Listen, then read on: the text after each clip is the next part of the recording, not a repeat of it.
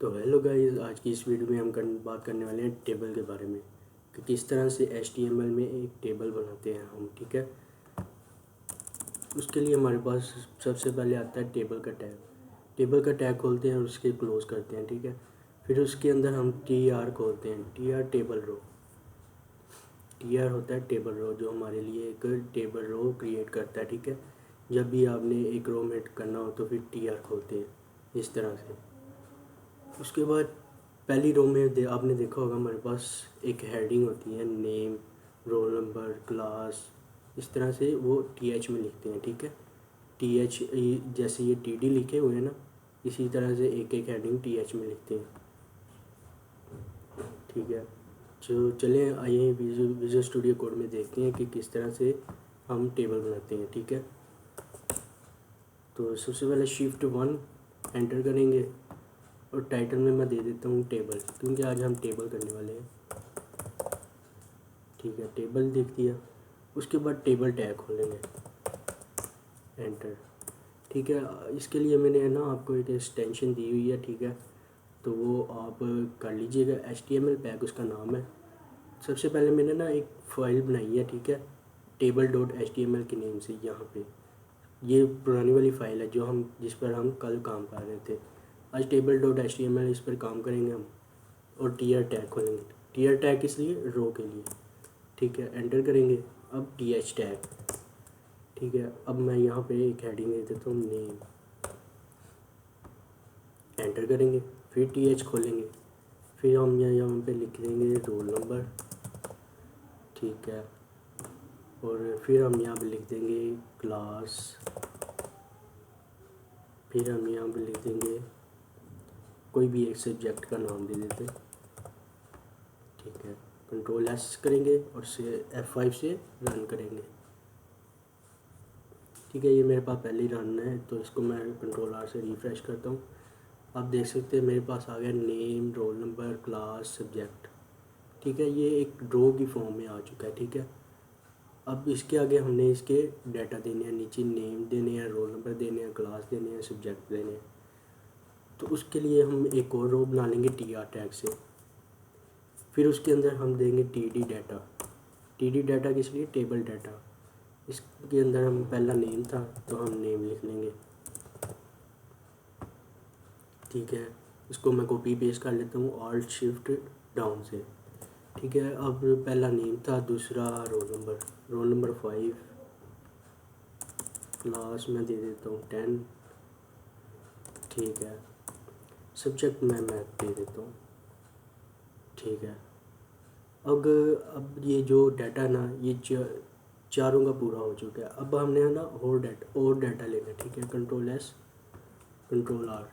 अब ये देखिए, नेम के नीचे नेम आ गया, रोल नंबर के नीचे 5 आ गया, क्लास के नीचे 10 आ गया, और सब्जेक्ट के नीचे सब्जेक्ट आ गया।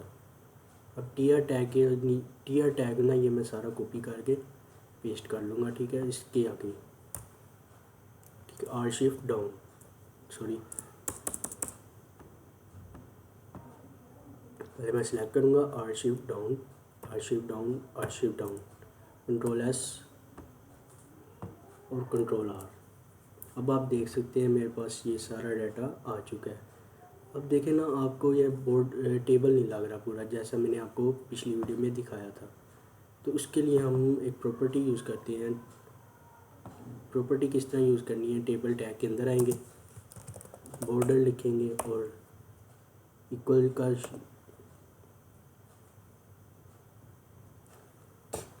ठीक है, बॉर्डर लिखेंगे, इक्वल का साइन डालेंगे और डबल कोटेशन मार्क्स में हम लिख देंगे 1।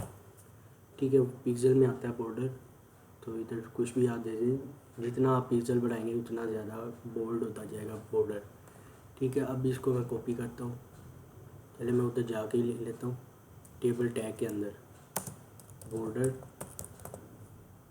इधर मैं 1 दे देता हूँ। ठीक है, Ctrl+S करूँगा और जाके देखते हैं, आपके पास एक टेबल आ चुका है। ठीक है,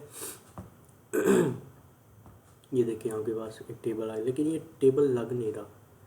इसके अंदर भी ना एक सेल का बना बॉर्डर आया हुआ है। इसको मैं ख़त्म करने के लिए थोड़ी सी CSS यूज़ करूँगा। CSS यूज़ करने के लिए आपको सबसे पहले स्टाइल खोलना होता है। स्टाइल CSS मैं आपको बाद में कराऊंगा प्रॉपरली, ठीक है। इसके अंदर मैं लिख लेता हूँ बॉर्डर, एक उसकी स्टाइल की एक प्रॉपर्टी है बॉर्डर कोलैप्स, फिर कॉलन, फिर कोलैप्स, फिर ये वाला साइन आ जाएगा। अब इसको मैं कॉपी करके उधर लिख लेता हूँ, स्टाइल बॉर्डर कोलैप्स, ठीक है। अब इसको मैं सेव करता हूँ। तो ये देखिए मेरे पास एक प्रॉपर बॉर्डर आ गया टेबल का, जिस तरह होना चाहिए, ठीक है।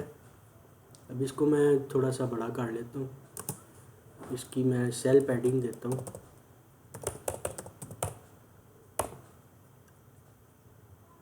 उसी के टैग के अंदर ना आपने सेल पैडिंग देनी है। सेल पैडिंग मत थोड़ा सा ना कोनों से ना बड़ा हो जाएगा, ठीक है। इसको मैं 30 कर लेता हूँ, Ctrl+R। अब आप देखें ये टेबल लग रहा है कि नहीं। अब इसको जो है ना, ये जो ठीक है सेंटर में है, एक प्रॉपर्टी होती है अलाइन सेंटर। अब जैसे कि इसको मैं ये रो को मैं करना चाहता हूँ अलाइन सेंटर। एक तो हमने पढ़ा था ना सेंटर का टैग, ठीक है। ये पहले से सेंटर में आ चुकी है क्योंकि हमने सेल पैडिंग दी है, तो वो सारा कुछ सेंटर में खुद ब खुद आ चुका है। वैसे भी ये सेंटर में लग रहा है, ठीक है। अब और क्या देख सकते हैं हम इस पर, विड्थ आप देख सकते हैं। विड्थ किस तरह देनी है, उसी टैग के अंदर है ना अपने विड्थ देनी है 70 दे दें, ठीक है। इतनी आएगी क्योंकि ये जो पेज है ना हमारा उसी के हिसाब से हमने 70 दी है। अगर मैं इसको 70% करता हूँ तो इस तरह हो जाएगा, ठीक है। चौड़ाई में बड़ा हो जाएगा। अब ये देखिए ये लेफ़्ट पर है, सब कुछ लेफ़्ट पर। अब इसको मैं अलाइन सेंटर करता हूँ। CSS में आएगा सब कुछ, लेकिन मैं यही यूज़ कर रहा हूँ अभी, अलाइन सेंटर। Ctrl+C, हर TR में आपने पेस्ट कर देना।